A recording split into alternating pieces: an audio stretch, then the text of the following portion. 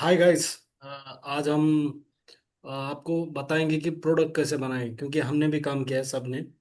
तो प्रोडक्ट कैसे बनता है, एग्जैक्ट क्या होता है बैकएंड में, क्या होता है फ्रंट एंड में, क्या होता है डिप्लॉयमेंट कैसे करते हैं, मतलब उसको टेस्टिंग फ्री में कैसे डिप्लॉय कर सकते हो, और मिनिमम कॉस्टिंग क्या रहती है एजूर की। तो इसके बारे में आज डिस्कशन कर लेंगे।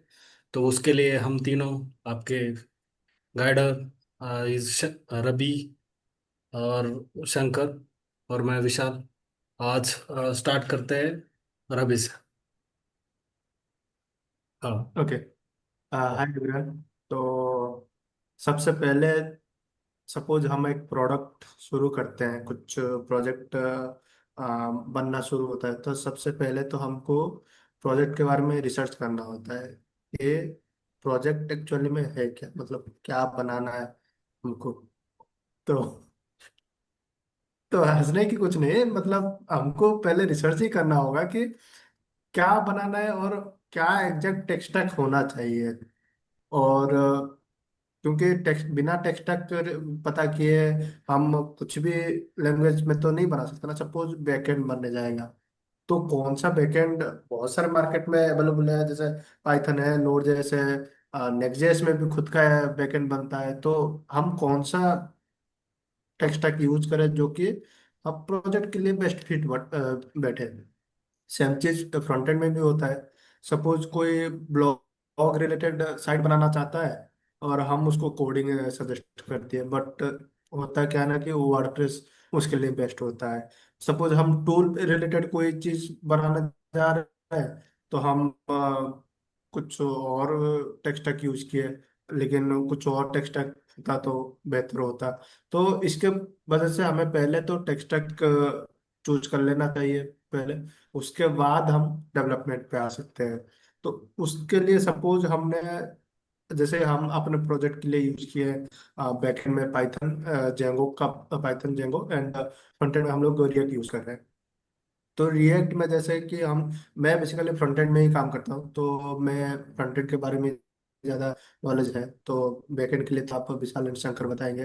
बट फ्रंट एंड में वही, पहले तो हमें यूआई बनाना पड़ता है, फिग्मा डिजाइन बनाना पड़ता है, उनको प्रॉपर प्लान बनाना पड़ता है कि हम क्या, कैसे हमारा लुक एंड फील होगा, क्या कलर कॉम्बिनेशन होगा, क्या हम प्रॉप, मतलब मीन्स जो स्टेप मैनेज उसके लिए हम क्या यूज करेंगे, रिडक्स यूज करेंगे या कॉन्टेक्स्ट एपीआई यूज करेंगे या नॉर्मल प्रॉप ड्रिलिंग ही यूज करेंगे या लोकल स्टोरेज यूज करेंगे, कौन सा बेहतर होगा।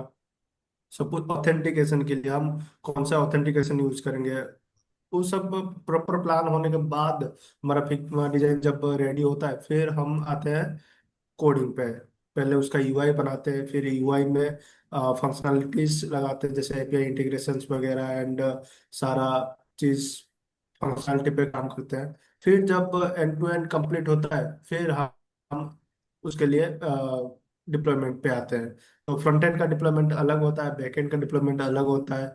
तो बैक एंड का डिप्लॉयमेंट होने के बाद जो हमें एंड पॉइंट्स मिलता है या राउट मिलता है बैक एंड का, हम उसको अपने यूआई साइड से यूज करते हैं।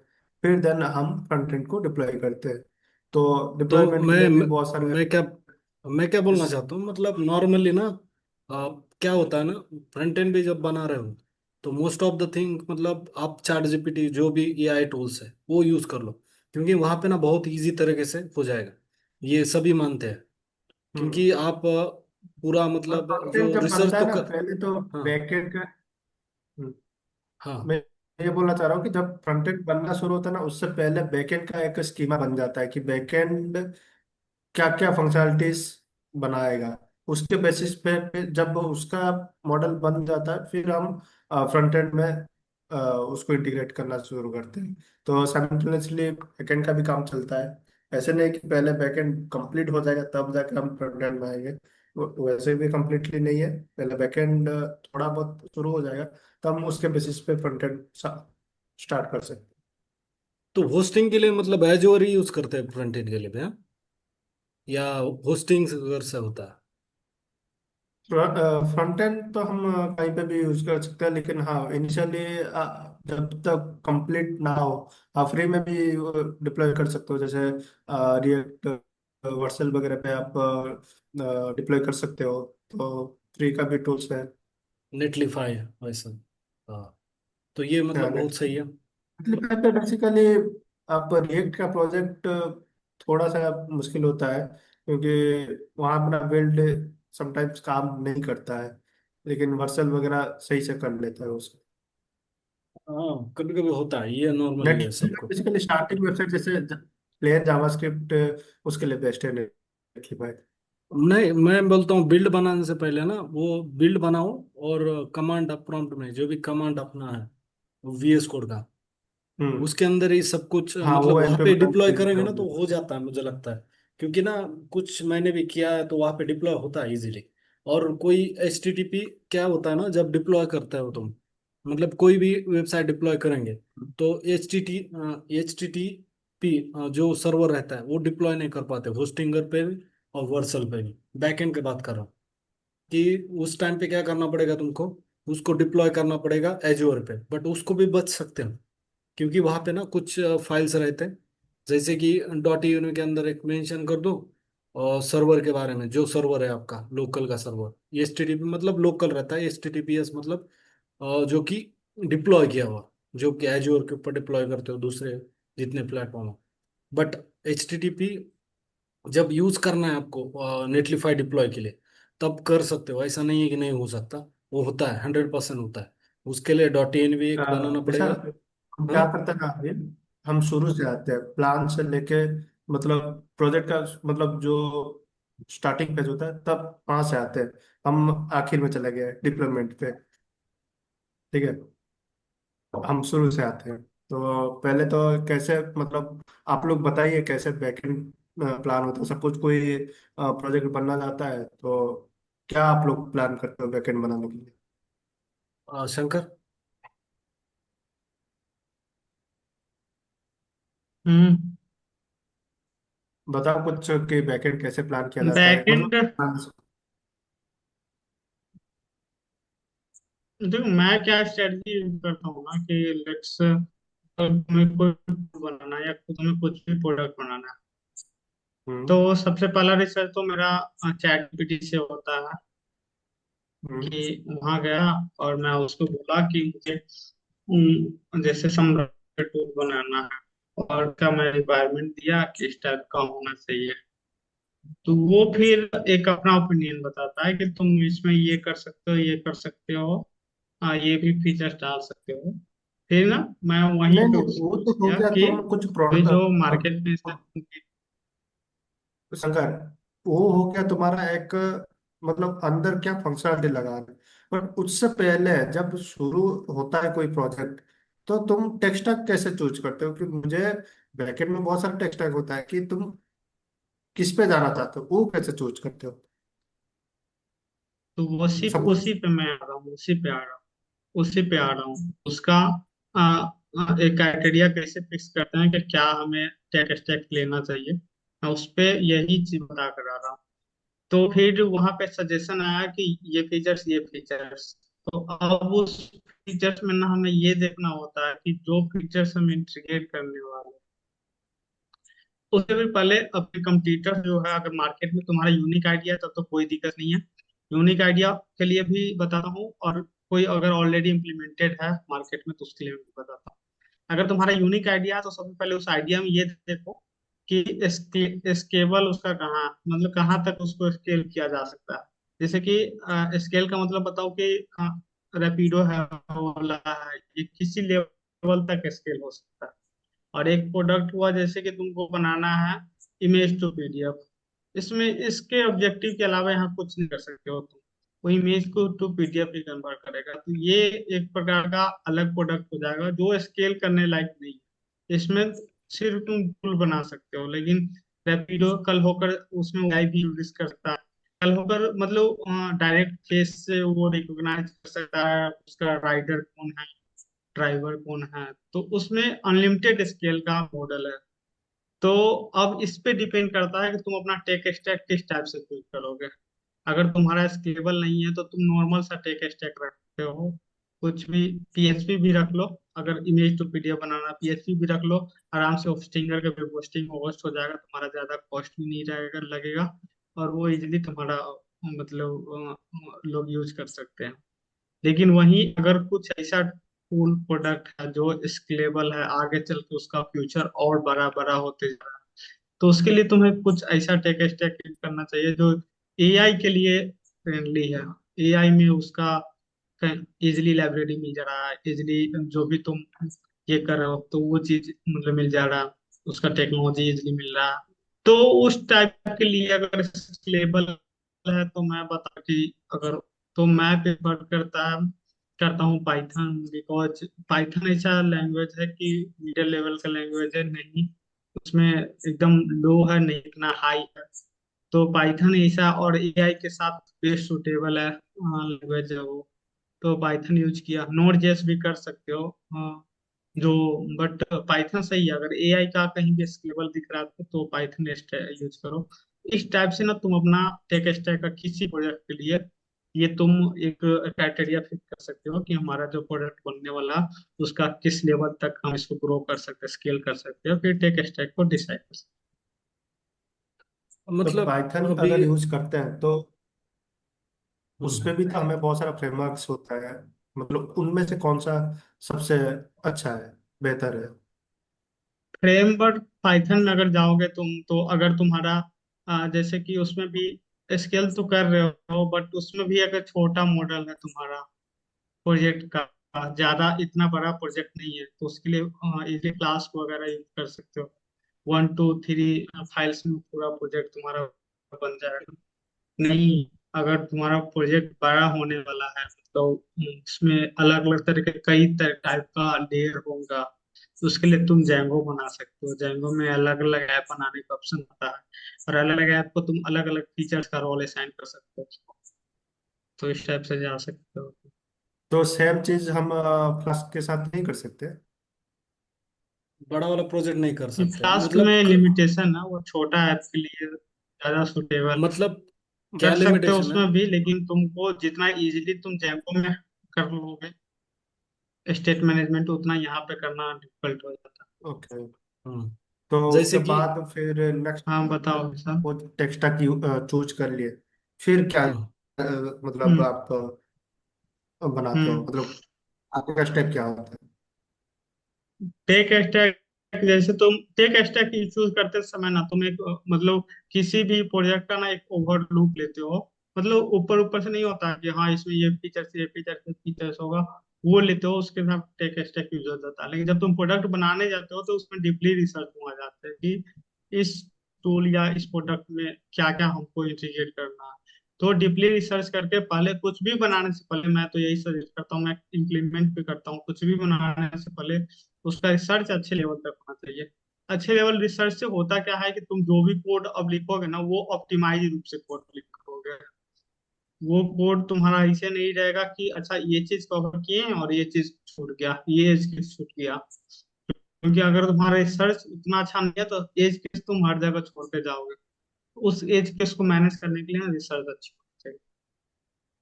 ओके, तो उसके बाद सपोज तुमने फिगर आउट कर लिया कि मुझे ये फंक्शनैलिटीज या ये फीचर्स मेरे बैकएंड में मैं इम्प्लीमेंट करने जा रहा हूँ, तो उसके लिए कुछ टूल्स हम्म वगैरह तुम एडिशनल यूज करते हो? सपोज हमको ये लगाना होगा, जैसे सपोज एक एग्जांपल दे सकता हूँ ऑथेंटिकेशन के लिए, मोंगोडीबी यूज करते हो डेटाबेस के लिए, मतलब ऐसे क्या क्या हम्म यूज के साथ है, मतलब कौन सा टूल आप यूज करते हो एक्सटर्नली?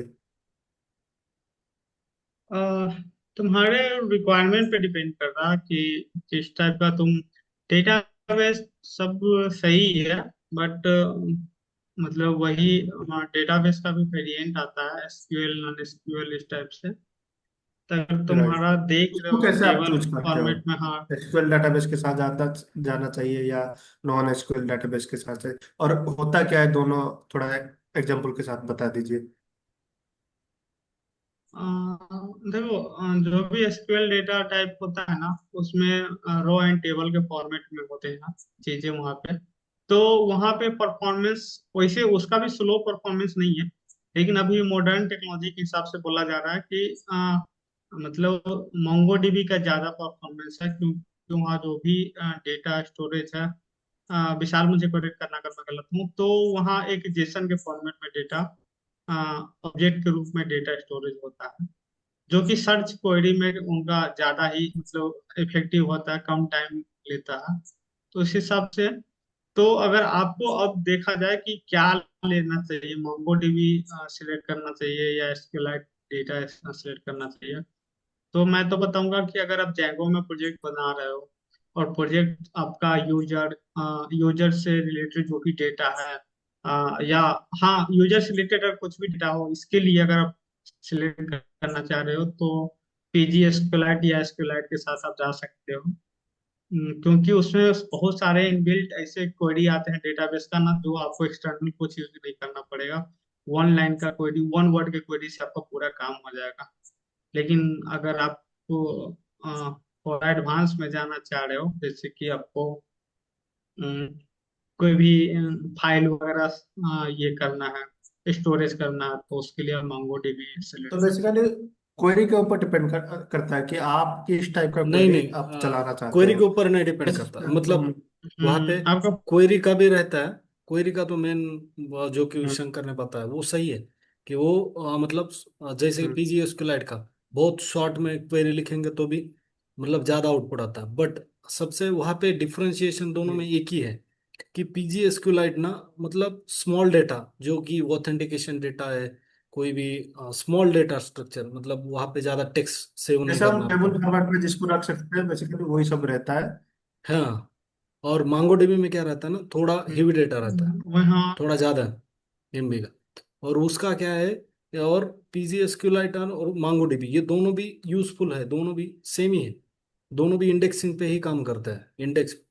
बट वहाँ पे यूजफुल बोला तो दोनों में अभी मैं बोलता हूँ फ्री में तो मांगोडीबी सही है अभी, क्योंकि पीजीएसक्यूएलाइट फ्री में नहीं देता, उसको डिप्लॉय करना पड़ता है एज्योर के ऊपर। और मांगो डीबी मतलब 300 MB कुछ ना कुछ फ्री आता है, उसका 300 MB आता है, अभी कितना आता है पता नहीं, पर 300 MB फ्री पाँच यूज सौ कर सकते हो। 500 MB। हाँ, 500 MB। 500 MB आता है। तो वो उतना यूज कर सकते हो एक साथ, मतलब तो अभी मैं शायद सजेस्ट उसका करूँ। कुछ बढ़ा दिया गया। हाँ, कितना बढ़ाया कुछ होगा। आइडिया है कि कितना बड़ा है? 700 शायद कुछ था इसी करके, मुझे एग्जैक्ट नहीं फिगर याद है, लेकिन 500 इंक्रीज करता ओके, मोंगोडीबी में हम एक एक्स्ट्रा चीज फाइल वगैरह भी सेव कर सकते हैं। तो है। ये फाइल प्लस इमेज है। वगैरह अगर सेव करना है तो ज्यादा सुटेबल। मतलब हाँ, सिंपल सी बात है, तो एक क्योंकि याद रखो कि एक हेवी डेटा होगा तो मांगोडीबी में सेव करो, और जो मतलब हेवी मतलब साइज के बारे में बात करो, और जो स्मॉल डेटा होगा वो पीजीएसक्यूएलाइट में सेव करो। और पीजीएसक्यूएलाइट ज़्यादा टाइम नहीं लेता, और आप मांगोडीबी भी ज़्यादा टाइम नहीं लेता, बट आपको इंडेक्सिंग आना चाहिए। वहाँ पे इंडेक्सिंग आएगी आपको 100%, तो आपको बहुत ज़्यादा टाइम नहीं लगेगा। तो यही है। तो और अभी अभी हो गया आपका टेक्स्ट चूज हो गया, प्लस डेटाबेस भी चूज हो गया। फिर आगे हाँ, क्या मतलब फिर कैसे उसका सपोज होता है ना कि पहले एक फ्लो चार्ट बनता है कि हमें पहले यूजर ऑथेंटिकेशन बनाना है, फिर हमको ये फंक्शनलिटी लगाना है उस पे, ओनली एडमिन को यूज कर पाएगा, ओनली यूजर या सुपर एडमिन नहीं यूज कर पाए। इस टाइप का कुछ ऑथेंटिकेशन लगता है जितना मुझे आइडिया है। ये तो स्टार्टिंग मतलब मतलब कैसे स्टार्टिंग, करते हैं? तो वो फर्स्ट पेज ही है कि भाई आपको मतलब नॉर्मल सी बात है, हर ऐप कहाँ से स्टार्ट होता है, रजिस्ट्रेशन से।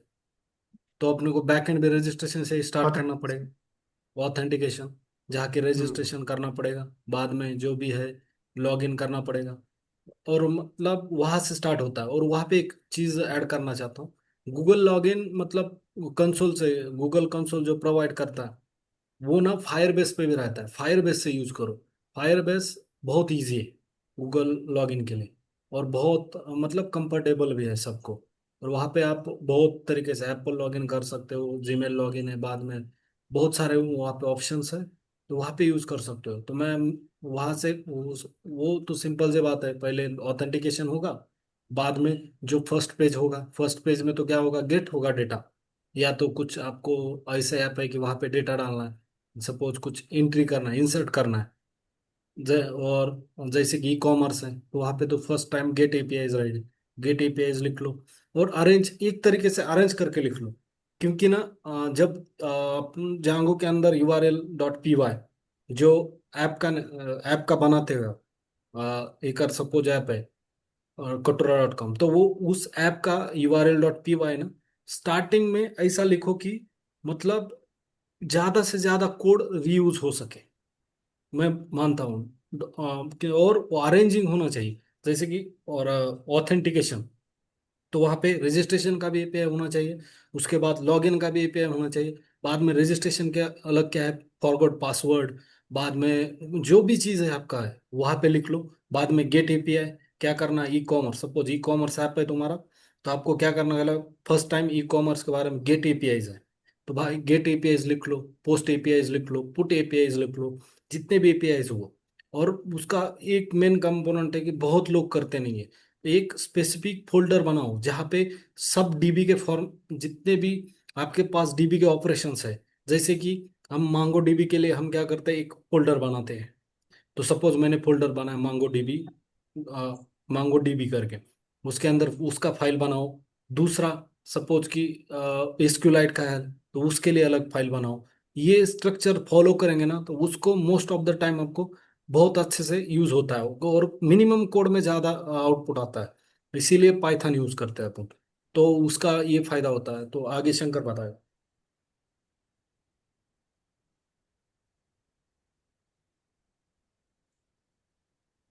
हम्म। शंकर। सही बोले हो। हाँ, सुन रहा हूँ, सुन रहा हूँ। हेलो, आवाज आ रही है? हाँ, आ हाँ, रहे हैं। आ रहा है। तो आगे क्या होता है। तो मेरा इसमें सवाल है, सपोज आपने एपीआई भी बना लिया, सारा कुछ फंक्शनलिटी भी यूज कर लिए, बना लिया और एपीआई बना, फिर आप फ्रंट एंड के साथ कैसे इंटरेक्ट करते हो, कैसे आप उसको एपीआई प्रोवाइड करते हो, कैसे वो लोग इंटीग्रेट करते हैं, तो आप कैसे उनका हेल्प करते हो, मतलब क्या फ्लो रहता है उसके बारे में बताइए। जब वो फ्रंट एंड के साथ कम्युनिकेशन के लिए ना, मेरे हिसाब से जो मेरा एक्सपीरियंस है, सबसे बेस्ट मेथड है एक तो डॉक्यूमेंटेशन। डॉक्यूमेंटेशन रेडी कर दोगे ना तो मतलब कि इन फ्यूचर अगर आप उस सेम एपीआई पे 6 महीने 7 महीने बाद आते हो, तो जो आपने नोट डाउन करके रखे हो उसके लिए आपको कोड नहीं देखना होता, वहां पढ़ने के बाद आपको समझ में आ जाता है। सेकेंड, उससे भी ज्यादा बेटर ऑप्शन है कि आप क्वेश्चन पे कलेक्शन बनाओ, कलेक्शन, उस कलेक्शन में फोल्डर डिफाइन करो कि ये फोल्डर है ऑथराइजेशन के लिए है, ये फोल्डर टूल्स के लिए है, ये फोल्डर कुछ है। और उस फोल्डर के अंदर में न्यू रिक्वेस्ट बनाते जाओ कि हाँ, जैसे ऑथराइजेशन के लिए हुआ तो ये लॉगिन का एपीआई हुआ, ये रजिस्ट्रेशन का एपीआई हुआ। और उसका ना फिर वो टोटल जब तुम बना लियो बैकएंड एपीआई वहां बना के उसको सेव करके वो कलेक्शन शेयर कर सकते हो पोस्टमैन के थ्रू यूआई को। अब डायरेक्ट यूआई ना सेम उसे एक्स्ट्रा एफर्ट नहीं लगाना होगा, सेम एपीआई को हिट करके वो देख सकता है कि ये फंक्शन कर रहा है नहीं कर रहा है। तो उससे होगा क्या, तुम्हारे मतलब यूजुअली बैकएंड और यूआई के साथ थोड़ा क्या बोलते हैं उसको, मतलब कम्युनिकेशन अच्छा रहेगा, झगड़ा वगैरह थोड़ा कोऑर्डिनेट कम अच्छा होगा। रहेगा। हाँ, कोऑर्डिनेशन बना रहेगा। ओके। तो तो ये अब बेस्ट यूज। अभी आते हैं फ्रंट एंड पे, हाँ, सपोज हाँ। बैकएंड से एपीआईज, ऐसे नहीं कि एट ए टाइम सब कुछ आ जाएगा, तो जैसे जैसे बनाते जाएंगे वैसे वैसे एपीआईज वो लोग पोस्टमैन कलेक्शंस पे डालते जाएंगे, तो हमको हमको उसका लिंक मिला होगा तो हम उसको रियल टाइम में मतलब देख सकते हैं, एक्सप्लोर कर सकते हैं कि अभी क्या क्या एपीआई बना है। तो हम क्या करते हैं ना, पहले जैसे फिग्मा डिजाइन ऑलरेडी बन चुका होगा तो हम क्या करते हैं, फिग्मा से यूआई बना लेते हैं, पहले एक नॉर्मल से स्टैटिक यूआई बना लिए, फिर जो एपीआई हमें बैकएंड की तरफ से मिला होगा हम उसको एक एक करके इंटीग्रेट करना चालू करते हैं। जैसे सबसे पहले आता है ऑथेंटिकेशन, पहले तो ऐप के अंदर एंटर करने के लिए आपको ऑथेंटिकेशन की जरूरत होगा, तो पहले बैकएंड का हम्म। ऑथेंटिकेशन एपीआई यूज करके आप फ्रंट एंड को पहले ऑथराइज कीजिए। फिर उसके अंदर जाके जो जो फंक्शनैलिटी, सपोज किसी का डैशबोर्ड होगा, किसी का यूआई में ही आपको मेन जो आपका होम पेज होगा या जो भी डेटा पेज होगा वहाँ पे डेटा गेट करना, विदाउट ऑथेंटिकेशन भी सब कुछ डेटा आपको गेट करना होगा, क्योंकि बेसिक ऐप चलाने के लिए कुछ कुछ डेटा ऐसे चाहिए होगा। और आप ऑथराइजेशन के बाद आपको कुछ एक्स्ट्रा फंक्शनलिटीज मिल सकता है, जैसे कोई टूल होगा, तो वो टूल यूज करने के लिए आपको पहले यूआई को ऑथराइज करना होगा। तो ऑथेंटिकेशन टोकन जो होगा उसको यूज करके आप कोई टूल यूज करना, वो सब का फंक्शनलिटी हम API one by one integrate करते जाएंगे।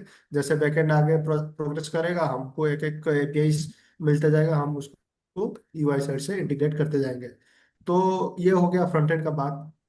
तो फ्रंट एंड में जैसे कि उसके बाद आता है हमारा overall testing period. Suppose front end भी पूरा बन गया एंड बैक एंड भी पूरा रेडी है हमारा, तो उसके बाद आता है टेस्टिंग फेज।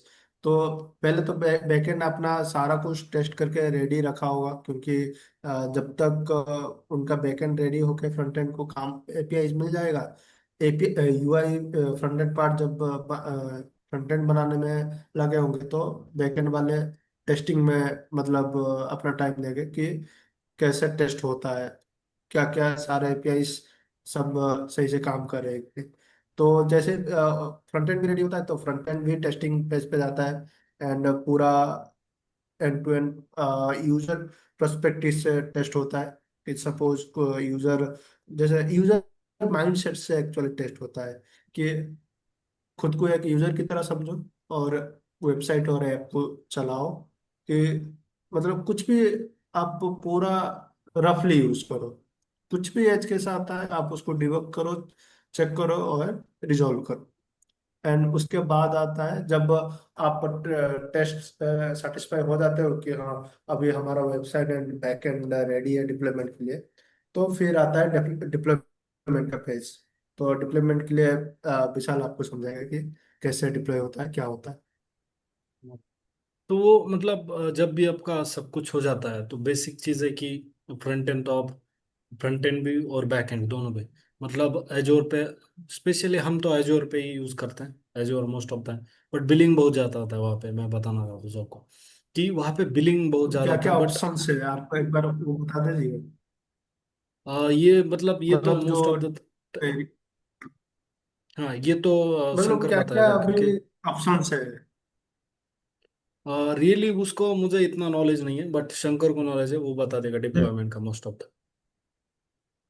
शंकर, कुछ ऑप्शंस के बारे में ऑप्शन बता दीजिए। ऑप्शन ऑप्शन कई सारे ऑप्शन है। या तो तुम अमेजोन का AWS सर्वर के साथ भी जा सकते हो, या माइक्रोसॉफ्ट का Azure के साथ भी जा सकते हो, जो इसने विशाल ने बताया है।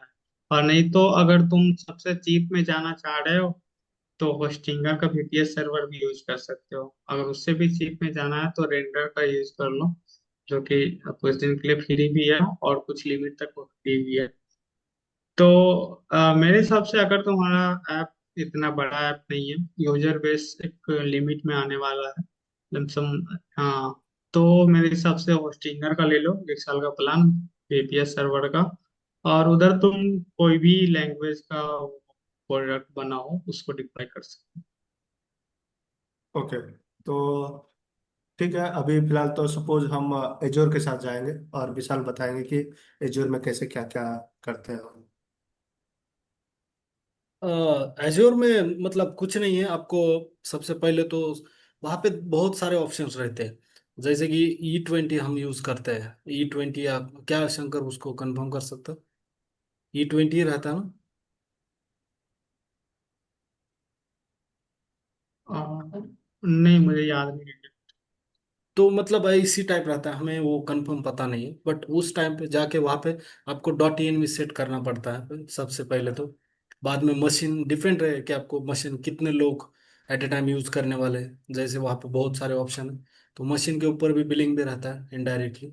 और मतलब मुझे तो लगता है कि एज्योर, मैं अब जैसे कि अभी अमेजोन भी बोला है, तो मैं एज्योर ही माइक्रोसॉफ्ट का यूज करता हूँ most of the time. But वहाँ वहाँ पे बहुत इजी तरीके से मतलब सर्वर भी कॉस्टिंग आती है, बट सर्विस उनकी बहुत अच्छी है। तो मैं बोलूँगा कि मोस्ट ऑफ एजूर यूज़ तो करता हूँ तो। ओवरऑल कितना प्राइस एक्सपेक्ट कर सकते हैं जो से, ये एक front end and back and दोनों सपोर्ट डिप्लॉय किया, कितना प्राइस एक्सपेक्ट कर सकते हैं? अब प्राइसिंग वो डिपेंड है कि भाई मतलब सर्वर अपना कैसा, कौन से मशीन पे डिपेंड है। मिनिमम आता है 20-30 थाउजेंड सपोज तक आपको आएगा। मीडियम मत मंथली। मीडियम मतलब मंथली, मीडियम बोले तो, हाँ मीडियम मिनिमम बोल रहा हूँ मैं। मीडियम मिनिमम तो वही 20-30 थाउजेंड आता है सर्वर कॉस्ट एजोर। पर मंथ या year? Per month. Per month या ईयर? पर मंथ पर पर मंथ। मंथ। हम्म। ओके। मतलब 1000 यूजर होंगे तो भी। तो यही है आज का, मतलब हमने आज डिस्कस किया कि कैसे डिप्लॉय करते हैं हर चीज, और कौन सा बेस्ट सर्वर है। मतलब आपके हिसाब से ले सकते हो, ऐसा कुछ नहीं है। हम सिर्फ ये डिस्कस करें कि हमें क्या क्या किया, और मतलब क्या गलती नहीं करना है आपको। तो वो चीज़ें हमने आज डिस्कस किया। तो हम कल मिलेंगे अच्छे न्यू एपिसोड के साथ, जहाँ पे हम अलग चीज़ें डिस्कस कर लेंगे। और एक प्रॉब्लम भी, मतलब जो प्रॉब्लम्स आते हैं सॉफ्टवेयर, हमें ये सीरीज कम से कम बहुत सारी दिन चलने वाली।